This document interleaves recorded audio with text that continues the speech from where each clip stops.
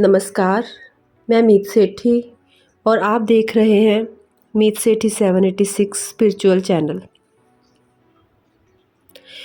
दोस्तों, मैं जिस विषय पर अपनी वीडियोस बनाती हूँ वो स्पिरिचुअल विषय है, जहाँ पर मैं अपने ओपिनियंस देती हूँ और इस विषय को मैंने आज से 10 साल या 11 साल पहले चुना था।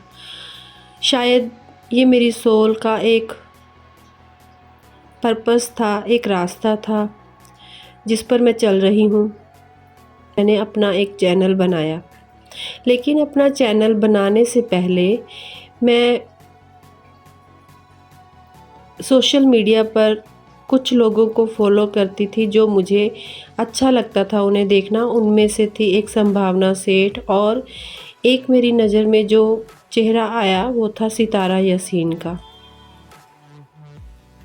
आज से 1 साल पहले जिस तरह से सितारा के व्लॉग्स को हम सब ने देखना शुरू किया, सबको पता है सेकंड मैरिज के कंटेंट से। हमें सितारा की पर्सनैलिटी ने इम्प्रेस किया, उसके इमोशंस के साथ। हम सब, जब वो रोई तो हम रोए, जब वो हंसी तो हम हंसे। हम सब जानते हैं जिस तरह से वो 1 साल निकला। मैं उसके साथ पूरी तरह से जुड़ चुकी थी। मैं संभावना सेठ के भी डेली व्लॉग्स देखती थी और वो दोनों ही इम्प्रेसिव पर्सनैलिटीज़ हैं जो आपको कुछ सिखा के जाती हैं। दोनों ही स्ट्रॉन्ग पर्सनैलिटीज़ हैं। संभावना सेठ भी जीने की एक ऐसी कला देती है जो मुश्किल से मुश्किल टाइम में भी आपको किस तरह से खड़े होना सिखाती है, और सितारा भी एक ऐसी ही स्ट्रॉन्ग पर्सनैलिटी है जो आपको ये बताती है कि किस तरह से लोगों को इग्नोर करते हुए अपने रास्ते पर आगे बढ़ना है।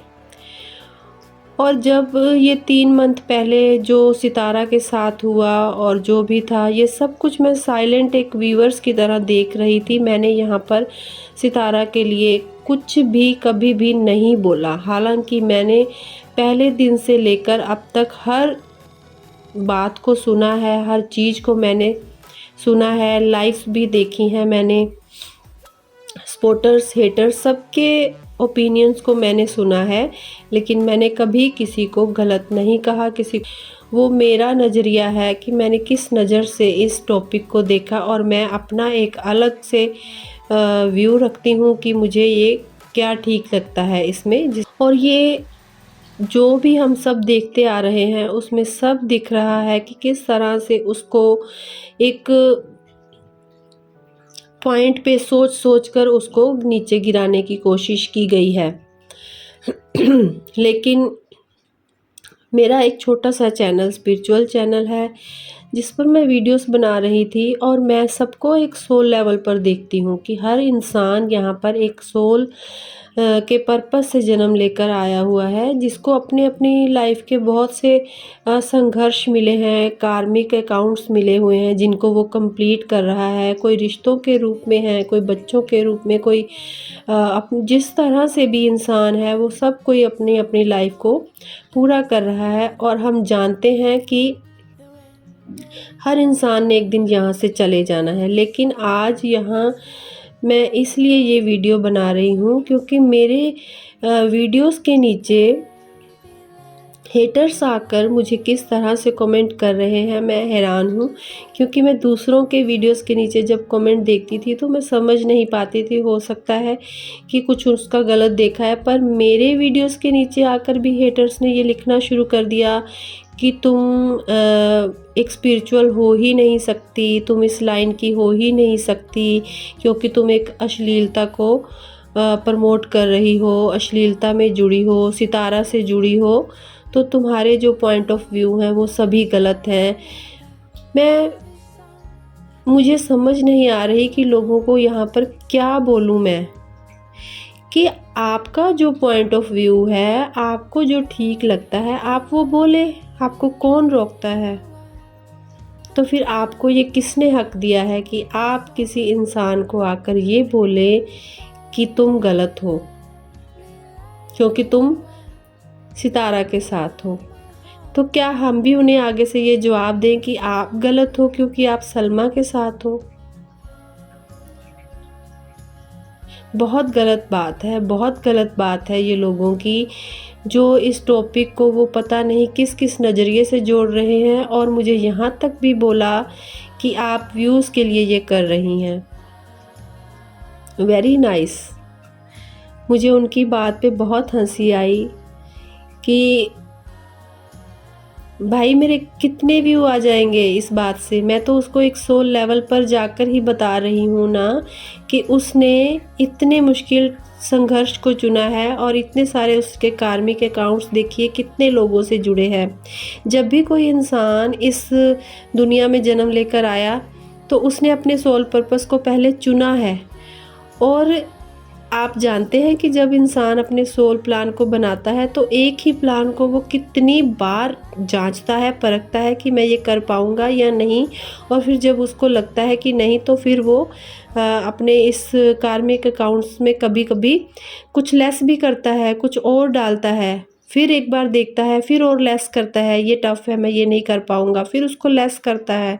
और इस तरह से और बहुत सी सोल को अपने साथ मिलाता है कि क्या आप मेरे साथ चलकर मेरी जर्नी में एक हिस्सेदार बनेंगे, मेरे कार्मिक अकाउंट्स को ख़त्म करने के लिए, मुझे शिक्षा देने के लिए, मेरी लाइफ में आगे आकर मुझे मेरे साथ कुछ हिस्सा करेंगे।